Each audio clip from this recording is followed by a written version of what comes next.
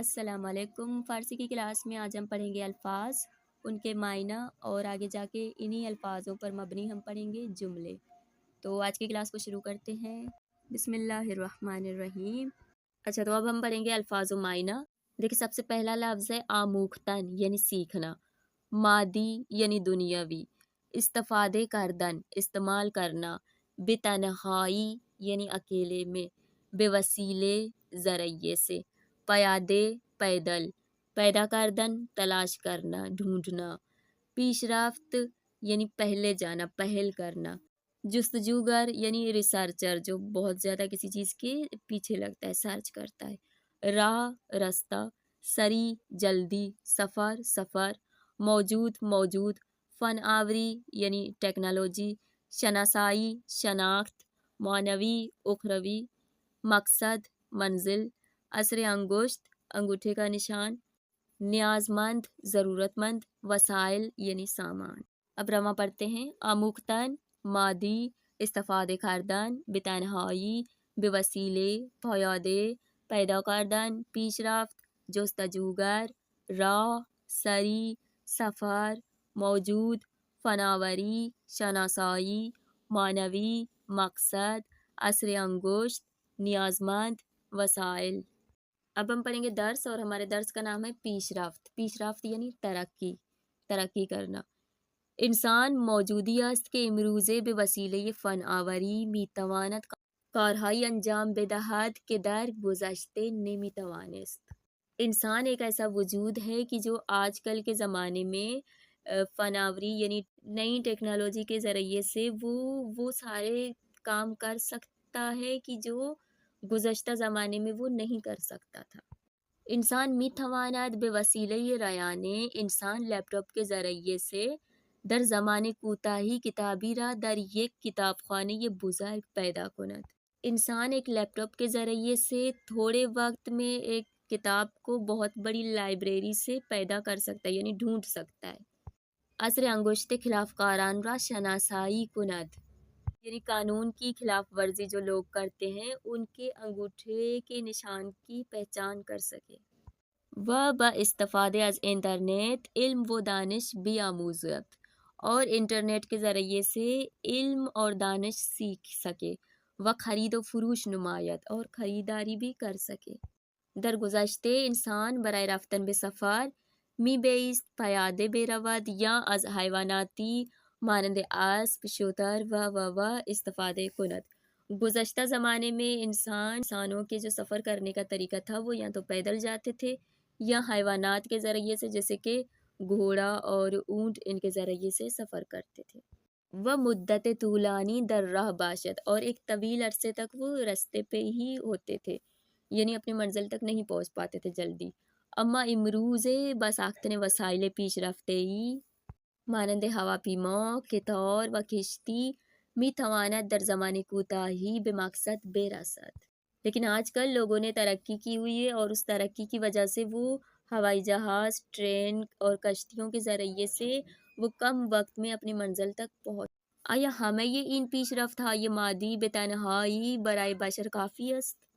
کیا فقط یہ دنیاوی ترقی انسان کی کامیابی کے لیے کافی ہے، یا انسان به پیش رفت های معنوی ہم نیاز دارد، یا انسان کو اخروی ترقی کی بھی ضرورت ہے؟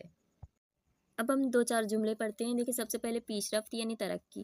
من در امتحان نیمه نمره 60 گرفتم و در امتحان پایانی 90 گرفتم۔ استاد گفت شما خیلی پیش رفت کردید۔ ٹرم کے پیپرز میں 60 نمبر لیے اور فائنل امتحان میں نے 90 نمبر لیے۔ میرے استاد نے کہا کہ تم نے بہت ترقی کر لیا۔ خودرو، ہواپیما، رایانه و نشانه پیش رفت علمی انسان است۔ گاڑی، ہوائی جہاز، کمپیوٹر وغیرہ یہ ساری چیزیں انسان کے علم میں ترقی کی علامات ہیں۔ تقوی و دوری از گناہ، تقوی اور گناہ سے دوری کرنا سبب پیش رفت انسان و نزدیکی به خدا می شود، انسان کی کامیابی اور خدا سے نزدیکی کا سبب بنتا ہے۔ اگر می خواهید پیش رفت کنید، اگر ترقی کرنا چاہتے ہو باید درس بخوانید، حتماً پڑھائی کریں۔ موجود سے مراد موجودات یعنی جاندار چیزیں۔ در جہان موجودات زیادی وجود دارد، دنیا میں بہت زیادہ موجودات موجود ہیں۔ مانند انسان، جیسے کہ انسان، حیوان، درخت وغیرہ وغیرہ. فیل یک موجود بزرگی است که در جنگل زندگی می کند. ہاتھی ایک بہت بڑا وجود ہے یا جاندار ہے کہ جو جنگل میں رہتا ہے. در کلاس ما 10 صندلی موجود است. ہماری کلاس میں 10 صندلیاں موجود ہیں. یہاں موجود سے مراد وجود دارد یعنی ہیں. بے وسیلے یعنی ذرائع سے. انسان بے وسیلے یہ چشم می بیند، انسان آنکھوں کے ذریعے سے دیکھتا ہے. وہ بے وسیلے یہ گوش می شنود اور کانوں کے ذریعے سے سنتا ہے. من و خواہرم ریحانے، میں اور میری بہن ریحانہ، می خواہیم ہفتے بعد، ایک ہفتے بعد ہم چاہتے ہیں، بے وسیلے کشتی به کشور من برویم، کشتی کے ذریعے سے اپنے ملک جائیں. کشور ایران در فناوری ساخت ہواپیما بسیار پیش رفت کرد. ایران کے ملک نے ہوائی جہاز کو بنانے کی ٹیکنالوجی میں بہت پیش رفت کیا ہے، بہت ترقی کی ہے. اس کے بعد ہے پیدا کردن یعنی تلاش کرنا یا ڈھونڈنا. وقتی به خانه رفتم، جب میں گھر گیا، متوجہ شدم کتابم در کیف نیست، اس وقت مجھے پتا چلا کہ کتاب میرے بیگ میں نہیں ہے. به مدرسه برگشتم، مدرسے کی طرف واپس گیا. و آن را زیر صندلی پیدا کردم، اور چیئر کے نیچے میں نے اسے ڈھونڈ لیا، دیکھ لیا یا تلاش کر لیا. وقتی به شہر قم آمدم، جب میں شہر قم میں آیا، آدرس جامعۃ المصطفیٰ را بلد نبودم، جامعۃ المصطفیٰ کا ایڈریس مجھے نہیں پتا تھا. از یک طالبه جوان پرسیدم، ایک جوان شاگرد سے میں نے پوچھا. وہ آن جا را پیدا کردم، اس کے بعد اس جگہ کو میں نے پیدا کر لیا یعنی ڈھونڈ لیا. دیروز در خیابان یک کیف پول پیدا کردم، کل مجھے روڈ پہ ایک پیسوں کا بیگ ملا یعنی میں نے دیکھا. و به وسیله شماره تلفنی که داخل آن بود صاحبش را پیدا کردم، اور اس کے اندر ایک ٹیلی فون نمبر موجود تھا جس کے ذریعے سے میں نے اس کے مالک کو ڈھونڈ لیا. خلاف کار، خلاف کار یعنی غیر قانونی کام کرنے والے. دیروز در خیابان یک مرد خلاف کار کیف آن خانم را گرفت و فرار کرد.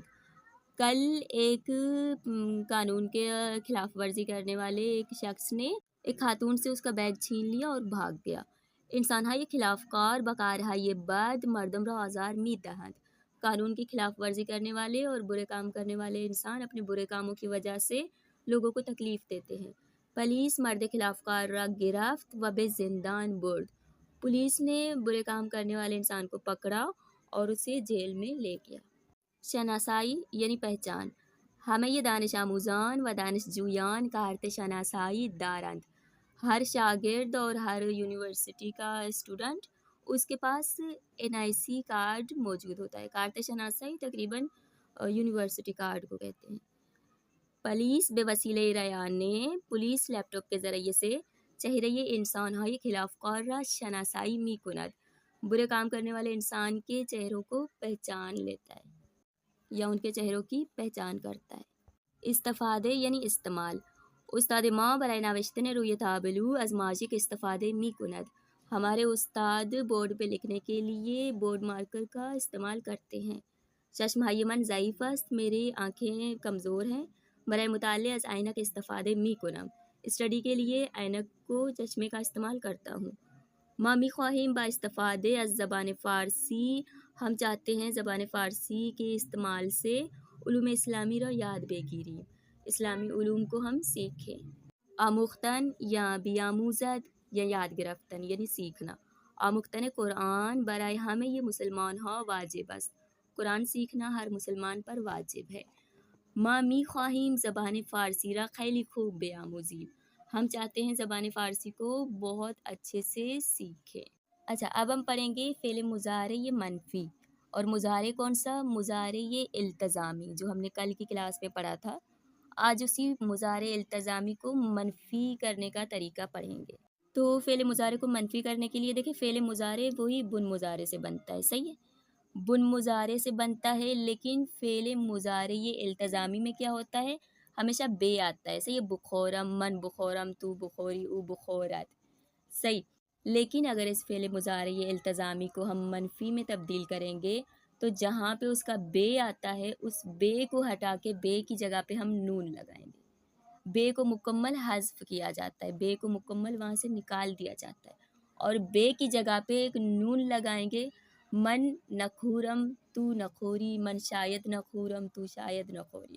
تو اس طرح سے بن جائے گا مضارع التزامی منفی. دیکھیں سب سے پہلے نون آتا ہے، نون کے بعد بن مضارع آتا ہے اور اس کے بعد پھر آگے جا کے ضمیریں لگتی ہے.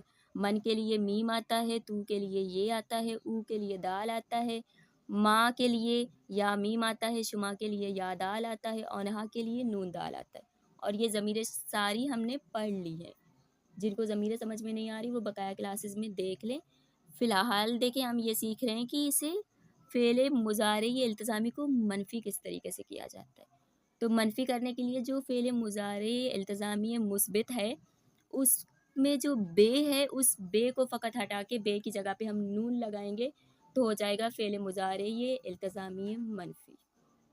تو امید کرتی ہوں آپ لوگوں کو سمجھ میں آ گیا ہوگا. پھر بھی اگر کوئی سوال رہتا ہو تو آپ لوگ پوچھ سکتے ہیں. اور اس کے علاوہ آج ہم نے پڑھے الفاظ پڑھے، جملے پڑھے اور فعل مضارع التزامی کو منفی کرنے کا طریقہ پڑھا. تو ان تمام چیزوں کے حوالے سے کوئی بھی سوال ہو آپ لوگ پوچھ سکتے ہیں. اور اس کے علاوہ اگر آج کی کلاس میں آپ لوگوں کو مزید کچھ سیکھنے کو ملا ہے تو ویڈیو کو لائک اور چینل کو سبسکرائب ضرور کر دیں. اور اللہ حافظ.